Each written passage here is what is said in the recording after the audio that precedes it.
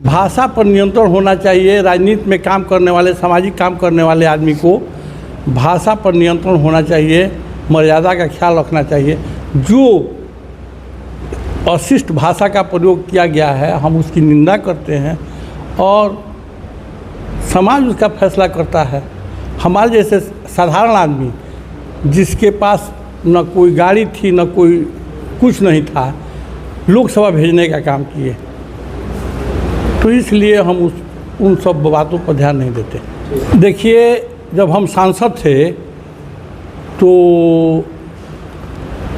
लोकप्रिय प्रधानमंत्री नरेंद्र मोदी जी ने सभी सांसदों से कहा था कि आप अपने अपने निर्वाचन क्षेत्र के एक गांव को गोद लीजिए और उस गांव का सर्वांगीण विकास कीजिए।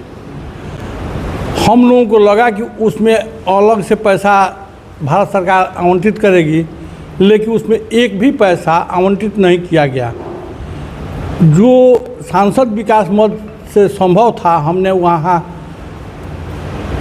तालाब, सड़क और उस गांव में ट्रांसफार्मर जो जले हुए थे उसको बदलवाने का काम किए, सोलर लाइट देने का काम किए, लेकिन हम उस काम से संतुष्ट नहीं थे। हम अपने आप को भी आत्मग्लानि होती थी कि मैंने गोद तो लिया, लेकिन जो सर्वांगीण विकास होनी चाहिए नहीं हो सकी। हम अपने बड़े भाई और प्रदेश के लोकप्रिय मंत्री माननीय श्री मिथिलेश तिवारी जी से कुछ दिन पहले, 2-4 दिन पहले हम पटना में जाकर मुलाकात किए और उनसे हमने आग्रह किया कि जब भी आपका कार्यक्रम बने या आप कार्यक्रम बनाइए सीवान के जीरादेई में और उसका अपने विभाग से सर्वांगीण विकास के लिए कोई ठोस पहल कीजिए, प्रयास कीजिए ताकि कुछ काम दिखे। हमने भी काम कराया था, 30-35 लाख रुपया खर्च करके जल जमाव हो जा रहा था। जब आप बाज़ार क्रॉस करेंगे तो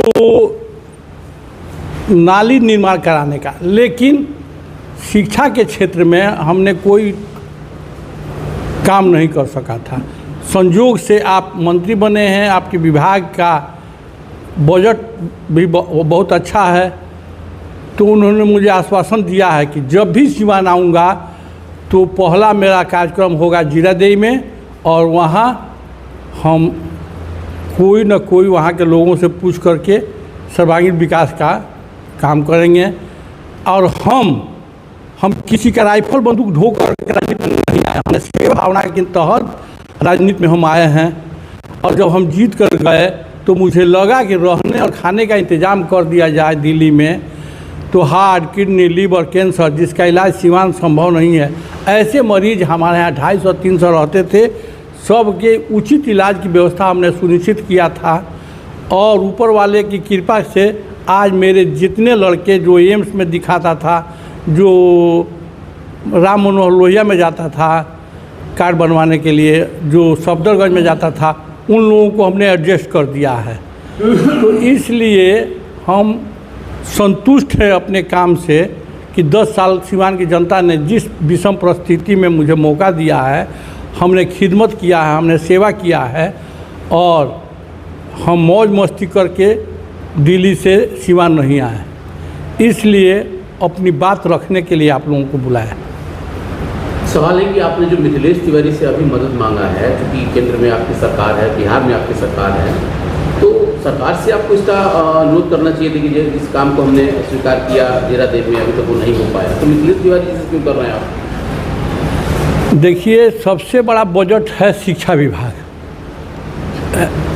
सभी मंत्रालय का बजट आप देखेंगे तो उसमें सबसे ज़्यादा पैसा शिक्षा विभाग में आता है। और राजेंद्र बाबू जाने जाते हैं दुनिया में, सिर्फ देश में ही नहीं दुनिया में, शिक्षा के क्षेत्र में उनका कॉपी जांच करने वाला आदमी ने कहा examinee is the better the examiner. हमसे अच्छा है यह लड़का जो कॉपी में लिखा है। इसलिए हम चाहते हैं कि शिक्षा के क्षेत्र में वहाँ कुछ हो।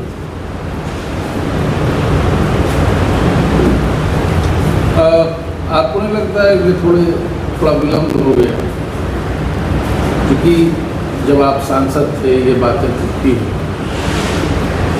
निश्चित रूप से विलम्ब हुआ है, लेकिन हम लगे हैं काम के प्रति।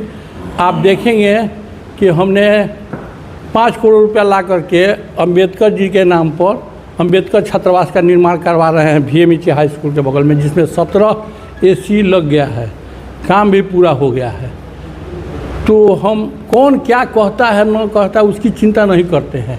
आप जब जाएंगे मैरवा तो राजेंद्र बाबू के नाम पर हमने आग्रह किया था, चाहे कभी आप हमारे घर पर आइएगा तो प्रधानमंत्री को ज्ञापन देते हुए आपको फ़ोटो दिखाएंगे कि एक मेडिकल कॉलेज की स्वीकृति अगर आप दे देते तो बड़ी कृपा होती है। चूँकि हमारे यहाँ लोगों को अगर तबीयत खराब होती है, किसी को गोली लगता है, तो गांधी सेतु क्रॉस करते करते वो आदमी दम तोड़ देता है।